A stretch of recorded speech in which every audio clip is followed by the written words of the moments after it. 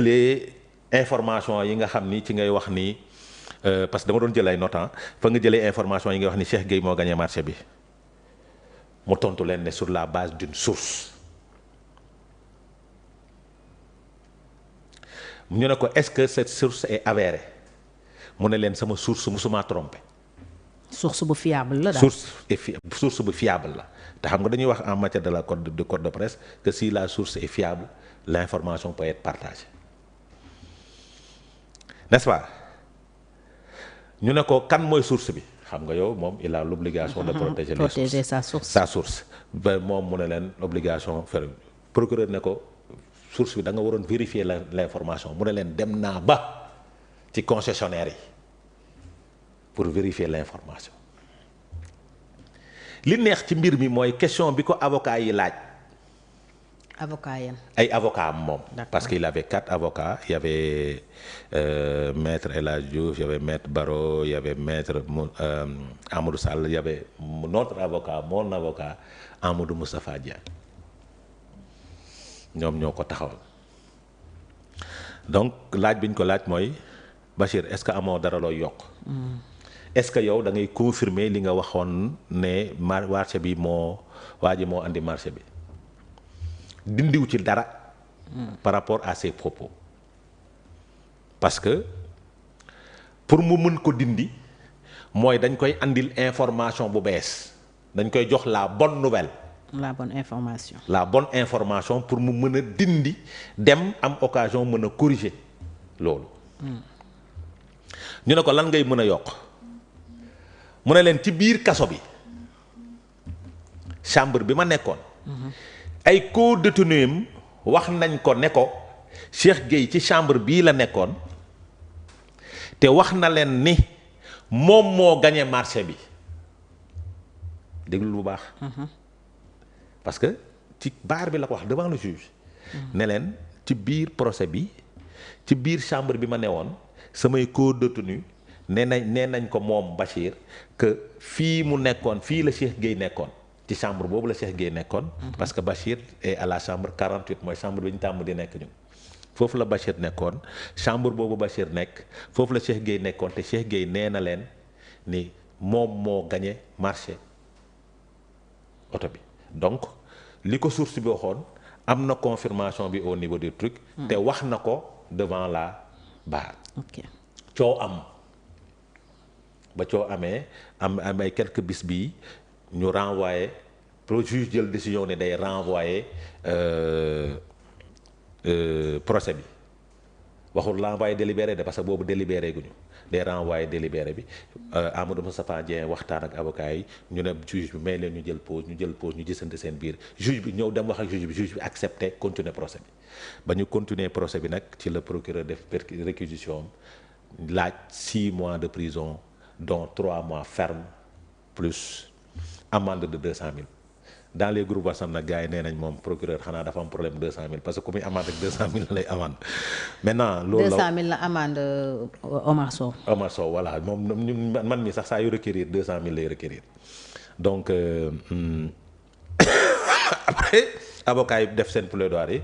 juge bi déglu leen maintenant renvoyer délibéré bi au 16 c'est-à-dire dafa li mu renvoyé procès bi au 16 ñu waxtaan ñu continuer procès bi mu renvoyé délibéré bi au 16 donc loolu moo xew. ci Bachir Fofana dafay dellu prison dafay dellu kaso jusqu'au 16 mais du génn day toog xaar délibéré comme ni Moustapha Diakhaté di xaaree. délibéré lenn li nag mun nañ comprendre la situation. parce que la situation de grève des greffiers dina andi gàllankoor pour beaucoup de détenus. pour presque tous les détenus te grève greffier yi gàllankoor bi muy andi détenus yi dina ci toftal la vacance des juges des tribunaux. vacances judiciaires yi donc vacances judiciaires yooyu dina andi parce que su vacances judiciaires amee procès dootul am dootuñu àtteeti kenn donc nit ñi dinañ gën a yàgg ci biir kaso bi te loolu ay gàllankoor lay andi yu bari. Donc voici la situation de la prison et beaucoup de confrères étaient étaient au tribunal présent. Donc ñu leen di remercier ci soutien bi et beaucoup d'acteurs de politique yoo xamante ni des communicants qui sont issus de tous bords, des membres de la société civile étaient bien présents au niveau de la salle pour apporter leur soutien à Bachir Fofana. ñu koy ñaanal yàlla li ma gën a tooyloo nag sama xol mooy moment bu may suivre procès bi. doom taawu Bachir doomam bu góor nekk ba Vélingara. moo ma doon envoyé message et ça a été un peu touchant pour xool la situation de son père. N'est-ce pas? Alors donc ñu koy témoigner suñu soutien moom Bachir Fofana mi nga xam ne kon le 16 juillet lay xam fan la yoon di mujjeek moom Moustapha Diakhaté le 9 juillet lay jot verdictam ñu fàttali ne li waral joxewuñ ko tey mooy grève aux travailleurs de la justice yi notamment les greffiers yi nga xam ne dañu am solo lool ci procès ñoom tam nekk ci ay jafe-jafe bu yàgg ba tey suba incha allah kon seen secrétaire général ñoom waa UNTJ Union nationale des travailleurs de la justice moom la ñuy dalal ci Actu Sénégal waxtaane justice beeg ni muy doxee ak seen ay problèmes particuliers alors ñu taxaw ci justice ba tey ndax démb Cour suprême joxe na benn décision de justice bu jur coow ndax dafa rejeté rabat d'arrêt bi avocat Ousmane Sonko yi déposé woon ci mbiram Mame Mbaye Niang affaire Prodac mu am lu bees nag ndax ci ngoon gi moom ndey mbill gi Ousmane Sonko gontu na yëkkati ay kàddu ndax booba lépp décision dafa indiwaat coowal éligibilité bu Ousmane Sonko pour l'élection présidentielle notamment ndax ñu bëri jàpp nañu gannaaw dogal boobu ne moom Ousmane Sonko mënul nekk candidat en 2029 wala su ko waree nekk conseil constitutionnel dafay joxe avis am ci éligibilité am ñu ne itam boobu décision dafa dëggal 200 millions yi nga xam ne moom lañ ko amandoon mu war ko fay Mame Mbaye Niang ndàmpaay loolu yëpp nag Adama commenté na ko mais yow déjà sa gis-gis ci décision bi ak lan lay tekki selon yow bala ñuy ñëw ci Ousmane Sonko wax décision bi bettuma parce que rabat d'arrêt mooy Cour suprême weddi leen seen bopp loolu mooy rabat d'arrêt te rabat d'arrêt fi muy amee ci ay erreur de procédure moom la ñuy corriger mais rabat d'arrêt du revenir sur une décision. Ça veut pas dire que am na élément nouveau bu am rek que rabat d'arrêt bi dafa war a non ça c'est l'information qu'il faut donner maintenant rabat d'arrêt bi mënoon na ñàkk pour man mënoon na ñàkk du moment où la décision de justice excepté l'amende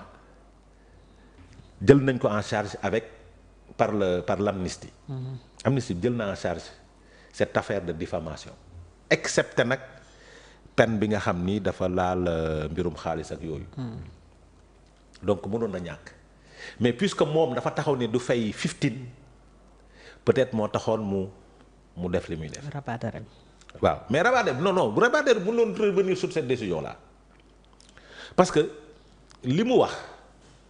ay avocats waru leen woon bett su leen